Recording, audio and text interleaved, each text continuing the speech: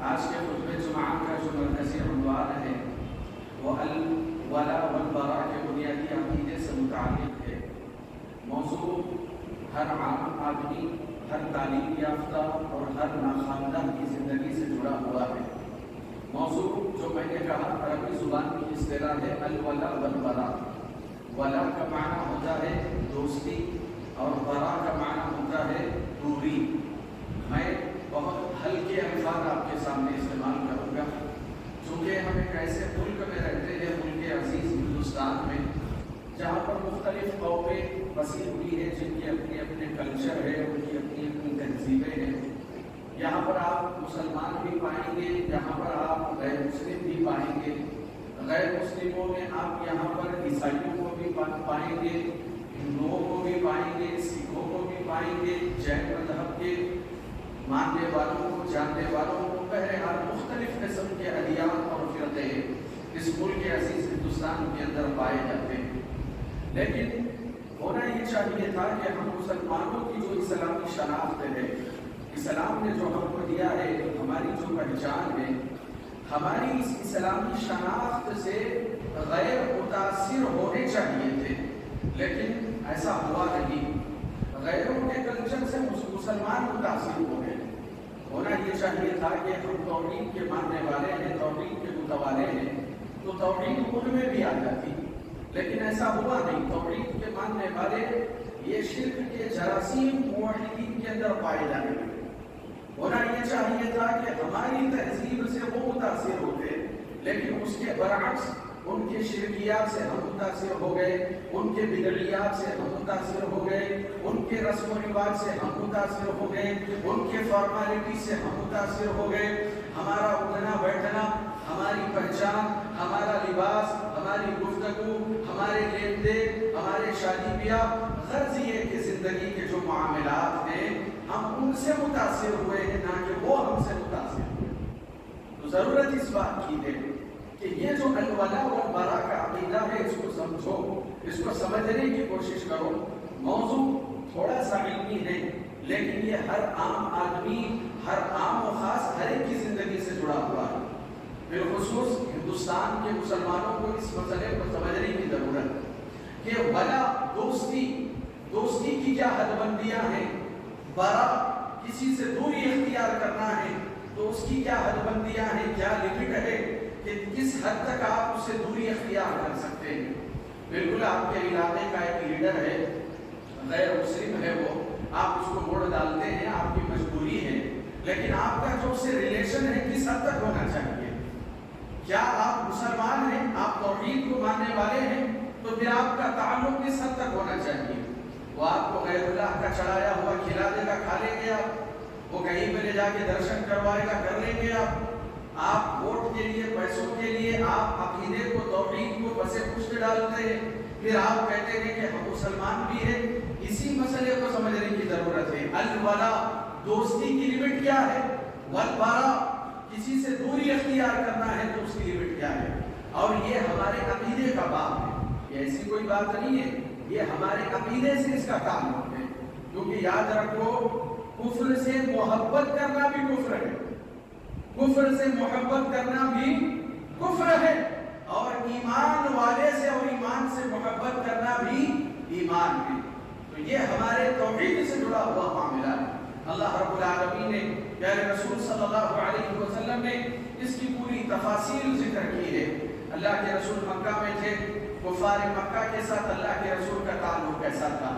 اللہ کے رسول مدینہ پہنچے، سیرت النبی کی کتابوں کا مطالعہ کرو، مدینہ کے اندر مختلف قومیں وہاں پر بستی تھی، وہاں پر عیسائی بھی تھے، مدینہ میں یہودی بھی تھے، مدینہ میں غیر مسلم کفار مشرکین تمام طرح کے لوگ تھے۔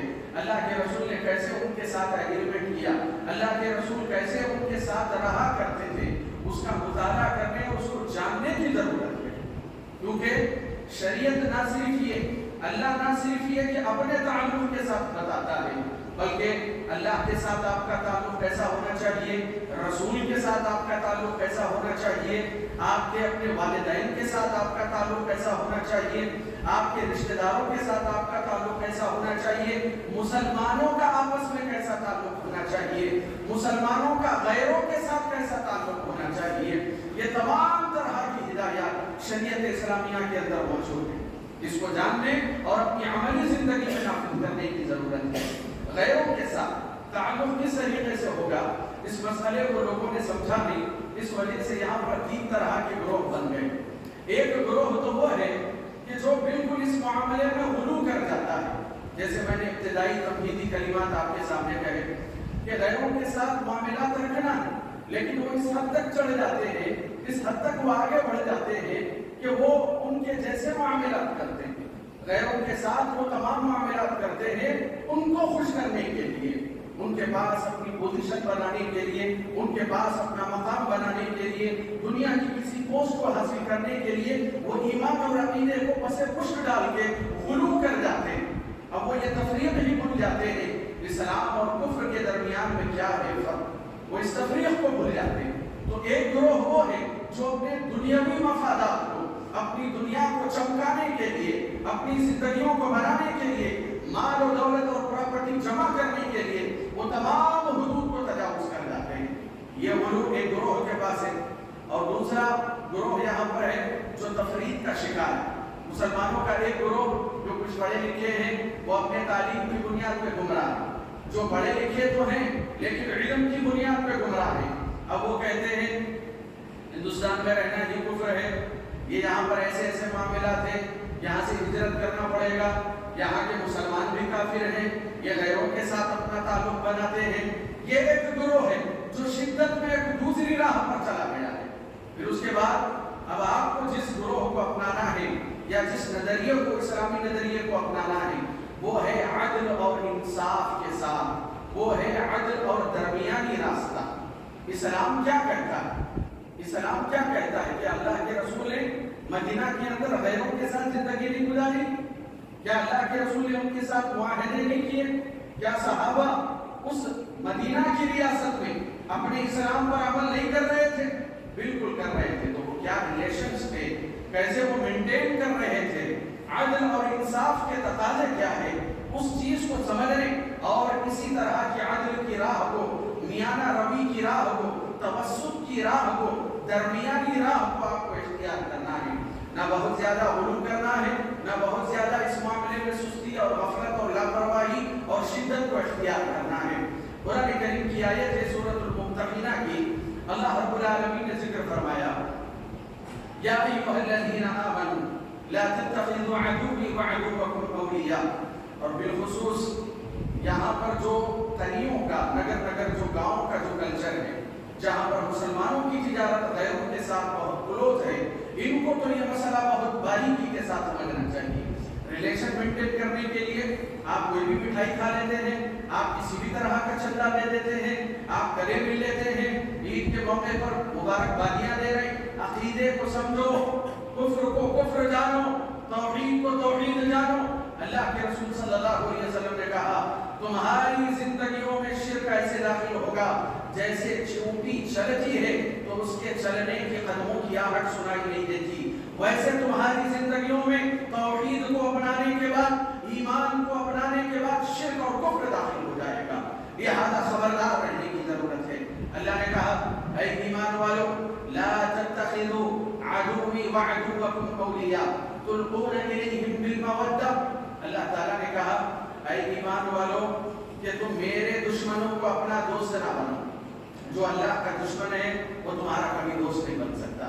جو رسول اللہ کو گالی گلوچ کرتا ہے، جو رسول اللہ اور قرآن کا انکار کرتا ہے، وہ تمہارا کبھی خیر خواہ نہیں ہو سکتا۔ اللہ نے کہا لا تتخذوا عدوی وعدوکم اولیاء، جو میرے دشمن ہیں، اللہ نے کہا جو میرے دشمن ہیں، ظاہر سی بات ہے وہ تمہارے بھی دشمن ہوں گے۔ تو کہا کہ ان کی طرف تم محبت سے آگے بڑھتے ہو اور وہ تمہارے خلاف سازشیں کر رہے ہیں، وہ تمہیں برباد کرنے کی جو پلاننگ کر رہے ہیں، وہ ان کی منصوبیہ بندیوں سے تم خبردار رہنا، ہوشیار رہنا۔ یہ آیت کریمہ نازل ہوئی، اس کا سبب نزول کیا ہے جانتے ہیں؟ پس منظر کیا ہے؟ یہ آیت کیوں نازل ہوئی؟ اللہ کے رسول صلی اللہ علیہ وسلم نے کفار مکہ کے ساتھ صلح حدیبیہ کے موقع پر کچھ معاہدے کیے۔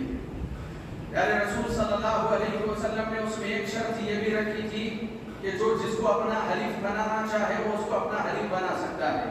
لہذا مکہ کے اندر دو قبیلے تھے جن کی آبائی دشمنی چل رہی تھی، ایک قبیلے نے اللہ کے رسول کو اپنا حلیف بنایا اور ایک قبیلے نے کفار مکہ کو اپنا حلیف بنایا، لہذا انہوں نے حرم میں گھس کر کے رسول اللہ کے حلیف والا جو قبیلہ تھا حرم میں ان کا خون بہایا۔ ایک آدمی اپنی جان بچاتے ہوئے اللہ کے رسول کی خدمت میں پہنچا اور کہا کہ اللہ کے رسول انہوں نے معاہدے کو توڑ دیا ہے، انہوں نے وعدے کے خلاف ورزی کی ہے۔ اللہ کے رسول صلی اللہ علیہ وسلم نے صحابہ کو جنگ کی تیاری کرنے، محاذ اور مہم پر روانہ ہونے کے لیے اللہ کے رسول نے اعلان کر دیا، لیکن مسلمانوں کا معاملہ، مسلمان ایک مہم پر روانہ ہو رہے تھے، یہ راز تھا، یہ سیکریٹ تھا اللہ کے رسول کا۔ صحابہ میں ایک صحابی تھے، انہوں نے یہ سوچا کہ یہاں پر جتنے صحابہ ہیں ان کی رشتہ داریاں مکہ کے اندر موجود ہیں، اللہ کے رسول نے فوج کو تیاری کرنے کا حکم دے دیا، اب وہاں مکہ والوں سے قتال ہوگا، لڑائی ہوگی۔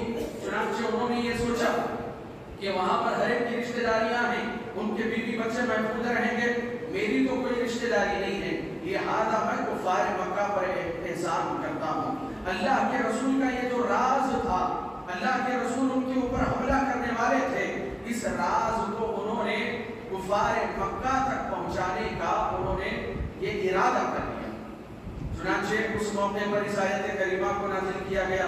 اللہ رب العالمین نے کہا کہ میرے دشمن جو ہیں وہ تمہارے بھی دشمن ہیں، لہذا تم مسلمانوں آپس کے جو راز ہے یہ غیروں کے سامنے جا کر کے اس کا افشا نہ کرنا، غیروں کے سامنے تمہارے آپس کی باتیں نہ کرنا، یہ جنگ کا معاملہ ہے، جنگ کا راز تم ان کو دے دو گے۔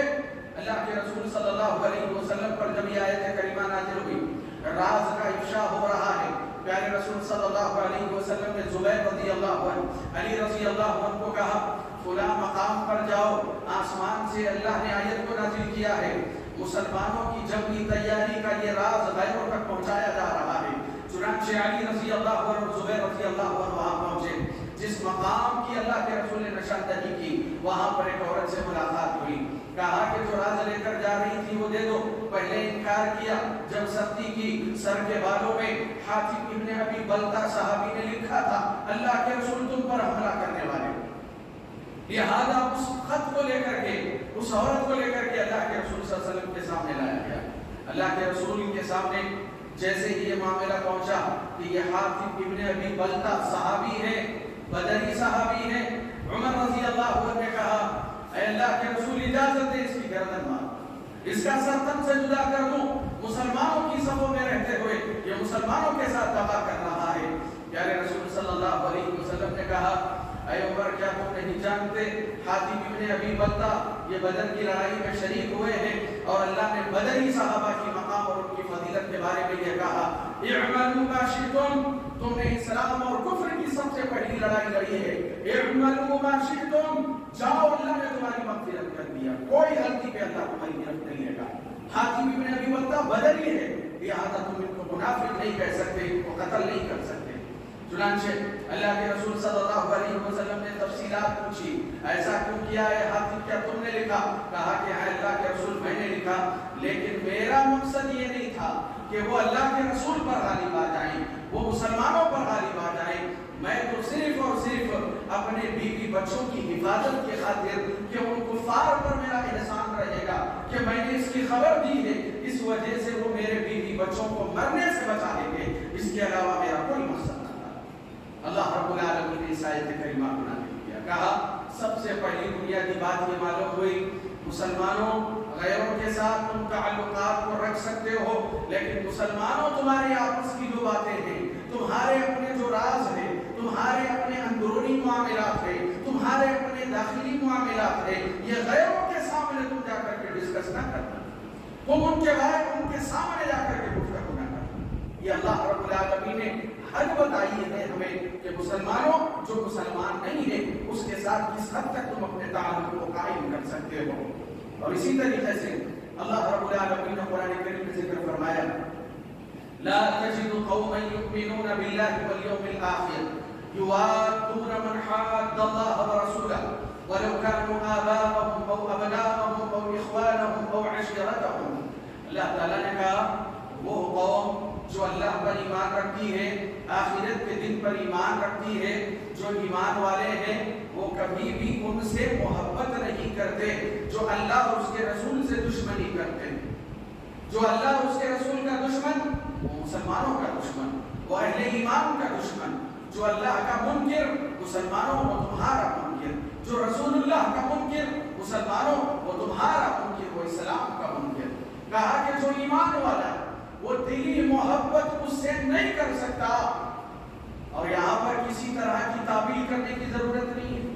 اللہ نے کہا کہ یہ دل کا معاملہ ہے، ایمان کا محبت کا معاملہ دل کا معاملہ ہے، دل سے تم اس سے محبت نہیں کرو گے اگر تم واقعیت ایمان والے ہو اس سے جو اللہ اور اس کے رسول کے خلاف اعلان جنگ کرتا ہے، جو اللہ اور اس کے رسول سے دشمنی کرتا ہے، وہ تمہارا دوست کیسے ہو سکتا ہے؟ ابو عبیدہ بن جراح رضی اللہ عنہ جانتے ہیں، بڑے جلیل القدر صحابی، امین الامہ ہے، میدان جنگ میں والد بار بار آ رہے ہیں، لڑائی ہو رہی ہے، والد خود بار بار آ رہے ہیں، ابو عبیدہ رضی اللہ عنہ نے اسلام قبول کر لیا، والد کفار کی طرف سے اللہ کے رسول کے خلاف آئے ہیں، کہا وَلَوْ كَانُوا آبَاءَهُمْ أَوْ أَبْنَاءَهُمْ، اپنے ہی باپ کو قتل کر دیا، کیونکہ جو اسلام کا رسول اللہ کا دشمن وہ میرا رشتہ دار نہیں ہو سکتا، جو اللہ سے دشمنی کرے اس سے کیا محبت ہو سکتی ہے؟ اپنے ہی باپ کو انہوں نے قتل کر دیا، وَلَوْ كَانُوا آبَاءَهُمْ وَلَوْ كَانُوا أَبْنَاءَهُمْ، بیٹا بھی ہے، کئی ایسے صحابہ ہیں کہ جو اسلام میں داخل ہوئے، بیٹا مقابلہ کرنے کے لیے میدان جنگ میں آیا، اللہ اس کے رسول کی محبت سے بڑی کسی کی محبت نہیں ہے، اللہ اس کے رسول سے زیادہ محبوب کوئی نہیں ہے، اور یاد رکھو اگر تمہارے سینوں میں تمہارے دلوں میں اللہ اس کے رسول سے زیادہ دنیا کے کسی تیسرے شخص کی محبت ہے تو تم ایمان والے نہیں، تم ایمان والے نہیں ہو، تمہارے دل میں کفر پایا جاتا ہے، کیونکہ سب سے اعلیٰ، سب سے برتر، سب سے اونچے اللہ اس کے رسول ہے۔ عمر بن خطاب رضی اللہ عنہ نے کیا کہا؟ اللہ کے رسول میں محبت کرتا ہوں آپ سے لیکن اپنے نفس سے زیادہ نہیں، تو اللہ کے رسول صلی اللہ علیہ وسلم نے کہا کہ اے عمر تم میں سے کوئی شخص ایمان والا ہو ہی نہیں سکتا جب تک کہ وہ اپنی جان، اپنے آل و اولاد بلکہ دنیا کی تمام چیزوں سے زیادہ اللہ اس کے رسول سے محبت نہ کرنے لگے، تب تک وہ ایمان والا ہو ہی نہیں سکتا۔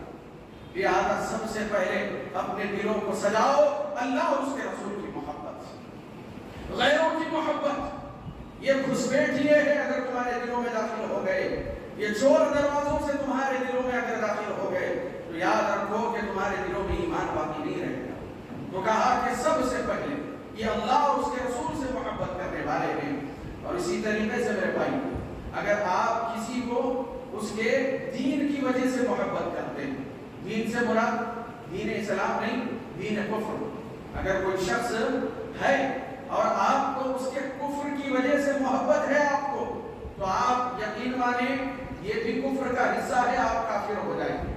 پھر اس کے بعد پہلے ہم نے دوسرا درجہ ذکر کیا، ایک ایسا شخص کہ وہ غیر مسلم تو ہے لیکن اس کے دین کی وجہ سے آپ اس کو محبت نہیں کرتے بلکہ اس کے مال کی وجہ سے محبت کرتے ہیں، اس کے حسن کی وجہ سے آپ چاہتے ہیں، اس کے کسی فن میں ماہر ہونے کی وجہ سے آپ اس کو پسند کرتے ہیں، کوئی ہنر اس کے اندر ہے، کوئی کلا اس کے اندر ہے، کوئی ٹرک اس کے اندر ہے، وہ غیر مسلم ہے لیکن پھر بھی دین کی وجہ سے نہیں دوسرے اسباب کی وجہ سے آپ اسے محبت کرتے ہیں۔ جانتے ہیں علماء سلف نے کیا کہا؟ یہ کفر تو نہیں ہے لیکن یہ حرام ہے۔ آج ہمارے نوجوانوں کو اپنے دلوں کا، اپنے عملوں کا، اپنی نیتوں کا محاسبہ کرنے کی ضرورت ہے۔ تمہارے آئیڈیل کون ہے؟ تمہارے لیے مثال کون ہے؟ وہ جو غیر مسلم ہے تو تم اس کو کھیل کی وجہ سے پسند کرو، اس کے ہنر کی وجہ سے پسند کرتے ہو، کہا یہ کفر تو نہیں ہے لیکن کم سے کم اس کا درجہ یہ ہے کہ تم اسے محبت کر رہے ہو، یہ حرام ہے کیونکہ یہ حرام چیز کفر تک لے جائے گی۔ آج اس کے ہنر کی وجہ سے محبت کر رہے ہو، آگے معاملہ ایسا ہوگا کہ آگے چل کر کے اس کے دین کی وجہ سے بھی تم اسے محبت کرنے لگ جاؤ گے۔ تو کہا کہ یہ دوسرا مرحلہ ہے کہ تمہیں اس سے محبت نہیں کرنی ہے، ہاں البتہ معاملہ عدل اور جب انصاف کا ہے۔ مسلمان ظالم ہیں اور جو غیر مسلم ہے وہ مظلوم ہے، فیصلہ کس طرف ہوگا؟ غیر مسلم کی طرف ہوگا۔ اللہ رب العالمین نے قرآن کریم میں ذکر فرمایا لا ينهاكم الله عن الذين لم يقاتلوكم في الدين ولم يخرجوكم من دياركم ان تبروهم وتقسطوا الیہم ان اللہ یحب المقسطین. جنہوں نے اے مسلمانوں جنہوں نے فسادات کے ذریعے تمہیں تمہارے گھروں سے نہیں نکالا, تمہاری جانوں پر حملہ نہیں کیا. ایسے بہت سے ہندو مسلمان ہیں, غیر مسلم مسلمان ہیں جو ایک دوسرے کے ساتھ محبت کے ساتھ امن و شانتی کے ساتھ رہتے ہیں, ان کے اندر کوئی اختلافات نہیں ہیں. تو اللہ نے کہا ایسے کافر, ایسے غیر مسلم جنہوں نے تمہارے اوپر کوئی ظلم نہیں کیا, کبھی تم کو نہیں ستایا, کبھی تمہارے اوپر زیادتی نہیں کی, تمہیں تمہارے گھروں کے باہر نہیں نکالا, تمہاری عزتوں پر حملے نہیں کیے, ان تبروهم, اے مسلمانوں تم ان کے ساتھ نیکی کرو, نیکی کرو ان کے ساتھ.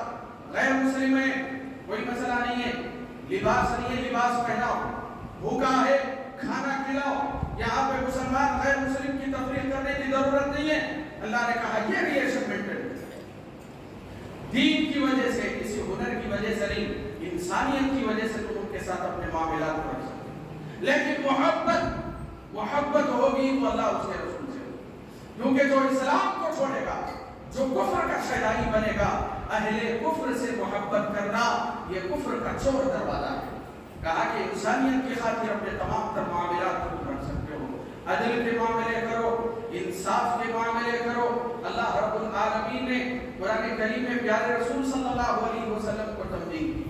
ایک مسلمان نے ایک زنا چوری کر لی, اور جب اس کو لگا کہ میں پکڑا جاؤں گا تو جاتے جاتے اس نے وہ زنا ایک یہودی کے گھر میں پھینک دی تاکہ یہودی کا نام آ جائے. اللہ کے رسول صلی اللہ علیہ وسلم ظاہر کو دیکھ کر کے فیصلہ کیا کرتے تھے. اللہ رب العالمین نے قرآن کریم کی آیت کو نازل کیا, کہا کہ یہ یہودی معصوم ہے, یہ چور نہیں ہے. چوری کس نے کی؟ مسلمان نے. عدل کا معاملہ, انصاف کا معاملہ, انسانیت کا معاملہ, یہ تمام غیر مسلموں کے ساتھ کیا جائے گا, لیکن محبت دل سے صرف اور صرف ایمان کی وجہ سے ہو. یہ اللہ رب العالمین نے تمہیں بتایا ہے کہ یہ کیا حدود ہیں. اور اسی طریقے سے یاد رکھیں, آپ کچھ لوگوں کی اپنی طبعی محبت ہوتی ہے. ایک آدمی ہے وہ اسلام قبول کر لیا, ماں باپ سے محبت تھوڑی نہ ختم ہو جائے, محبت تو رہے گی. ماں باپ ہے اس کے, وہ اسلام میں داخل ہوا تو کیا ہوا, ماں باپ ہے اس کے, انہوں نے اس کی پرورش کی, اس کو بڑا کیا, اس کی بہنیں ہیں, اس کے بھائی ہیں, تو یہ فطری محبت ہے. اور اللہ رب العالمین نے اس کے بارے میں بھی کسی طرح کی کوئی حد بندی نہیں کی, منع نہیں کیا. پیارے رسول صلی اللہ علیہ وسلم کا سب سے زیادہ ساتھ دینے والے کون تھے؟ آپ کے چچا ابو طالب تھے. کہ ابو طالب اسلام میں داخل ہوئے, لیکن ابو طالب کو کتنا لگاؤ تھا, ابو طالب کو اللہ کے رسول سے کتنا لگاؤ تھا, اللہ کے رسول کو ابو طالب سے کتنا لگاؤ تھا. میرے چچا ہیں اسلام میں آ جائیں گے, ان کا بھلا ہو جائے گا. اللہ کے رسول بار بار ان کے گھر پر جاتے ہیں, اللہ کے رسول ان کی زیر کفالہ زندگی گزارے ہیں. یہاں تک کہ پیارے رسول صلی اللہ علیہ وسلم کے والدین, پیارے رسول کے والدین, ان کی وفات بھی کفر پر ہوئی. یہاں تک کہ اللہ کے رسول صلی اللہ علیہ وسلم نے اجازت مانگی. اللہ رب العالمین سے کیا کہا کہ اللہ میری والدہ کے قبر کی میں زیارت کرنا چاہتا ہوں, جبکہ دونوں کی وفات کفر پر ہوئی ہے. تو اللہ رب العالمین نے اجازت دے دی. اللہ کے رسول صلی اللہ علیہ وسلم نے کہا کیا میں اپنے والدہ کی مغفرت کی دعا کر سکتا ہوں؟ اللہ, صحیح مسلم کی بخاری کی روایت ہے. اللہ رب العالمین نے کہا کہ آپ اپنی والدہ کی مغفرت کی دعا نہیں کر سکتے. جو کفر میں انتقال کر گیا اس کے لیے استغفار نہیں کر سکتے. پیارے رسول صلی اللہ علیہ وسلم اپنی والدہ کی قبر پر گئے, زاروں قطار رونے لگے. ماں کی ممتا ہے, یہ طبعی محبت ہے, یہ مزاج میں پائی جاتی. کہا کہ تم ان محبتوں کو, تم اس طرح کی طبعیتوں کو, اس طرح کے جو بھی چیزیں ہیں, اس کو تم اپنے تعلقات میں لا سکتے ہو, یہ غیر اسلامی نہیں. لیکن جہاں پہ دین کی وجہ سے محبت کا معاملہ آ جائے تو وہاں پہ اللہ اور اس کے رسول اور مسلمان کو, اہل ایمان کو فوقیت دی جائے گی. اور اسی طریقے سے ایک اور مثال بھی ہے, نوح علیہ السلام کا بیٹا. نوح علیہ السلام جب اپنی کشتی میں سوار ہو گئے تو انہوں نے محبت کی وجہ سے کہا تھا. آپ پڑھیں قرآن کریم کی تفسیر پڑھیں کہ جب سیلاب آیا, نوح علیہ السلام جب اس طوفان میں, سیلاب میں پانی بہت زیادہ آ گیا تھا, اہل ایمان کو سوار کر لیا, بہت سے لوگ ڈوب رہے تھے وہاں, صرف 70 یا 80 لوگ تھے جو ان کے ساتھ سوار تھے. مفسرین نے کہا بہت سے لوگ غرق ہو رہے تھے اس طوفان میں، لیکن طبعی محبت تھی یہ نوح علیہ السلام کی. انہوں نے کہا کیا کہا؟ یا بنی ارکب معنا. کسی کو نہیں بلایا، اپنے بیٹے کو بلایا. کیا کہا؟ یا بنی ارکب معنا ولا تکن مع الکافرین. کہ اے میرے بچے آ جا، میرے ساتھ سوار ہو جا، اس کشتی میں بیٹھ جا. تو اللہ رب العالمین نے کہا انہ عمل غیر صالح. وہ بیٹا نہیں ہے آپ کا. کیا کہا؟ بیٹا نہیں ہے. ہو سکتا ہے دنیا کے حسب و نسب کے اعتبار سے بیٹا ہے آپ کا، لیکن صحیح معنوں میں حقیقی وارث کون ہے؟ جو اسلام والا ہو، وہ حقیقی وارث. خونی رشتے سے بڑا رشتہ اسلام کا رشتہ ہے. اس وجہ سے اللہ رب العالمین نے پیارے رسول کی زبانی کہا المسلم اخو المسلم. مسلمان مسلمان کا بھائی ہوتا ہے، مسلمان آپس میں بھائی ہیں. اور اسی طریقے سے بہت سے واقعات ہیں. اور پیارے رسول صلی اللہ علیہ وسلم نے تجارت کے عدل انصاف تجارت کے حد تک بھی کہا غیر مسلموں کے ساتھ اپنے تعلقات کو بنا سکتے ہیں، اس میں کوئی غیر شرعی کام نہیں. تجارت کے کمرشیل طور پہ آپ ریلیشن مینٹین کرتے ہیں غیروں کے ساتھ، کوئی غیر شرعی بات نہیں ہے، اس میں کوئی قباحت نہیں. کئی اتنی حدیثیں آپ کو مل جائیں گی کہ اللہ کے رسول صلی اللہ علیہ وسلم تجارتی مال لے کر کے اللہ کے رسول یمن جا رہے ہیں، ملک شام جا رہے ہیں، اور اللہ کے رسول کے جو تجارتی لین دین تھے کفار کے ساتھ. اور اسی طریقے سے بخاری کی روایت ہے کہ ایک شخص اپنا ریوڑ لے کر کے آیا. پیارے رسول صلی اللہ علیہ وسلم کو طعام کے لیے کھانے کے لیے بکری کی ضرورت تھی. تو اللہ کے رسول صلی اللہ علیہ وسلم نے اس سے کہا کہ کیا تم اس کو ہدیہ کرو گے یا فروخت کرو گے؟ حدیث میں روایتوں میں واضح ہے وہ غیر مسلم تھا. تو کہا کہ نہیں، ھذا للبیع، یہ بیع و شراء کے لیے، خرید و فروخت کے لیے ہے. تو اللہ کے رسول نے صحابہ سے کہا اشتری غنما، کہ اس کے پاس ایک بکری خرید لو. تو اس سے کیا معلوم ہوا؟ آپ اپنے تجارتی معاملات غیروں کے ساتھ بالکل رکھ سکتے ہیں، لیکن یہ تجارتی تعلقات، یہ مال کا لین دین، یہ ایک دوسرے کے ساتھ انسانیت اور انصاف، تمہاری توحید پر غالب نہیں آنا چاہیے. اس چیز کو ذہن میں رکھو. ہمارے بہت سے وہ احباب جو گاؤں میں زندگی گزارتے ہیں، چونکہ عقیدے توحید کی بنیادی باتوں سے واقف نہیں ہوتے، وہ غیروں کے رنگ میں رنگ جاتے ہیں، وہ ان کے جیسے بن جاتے ہیں.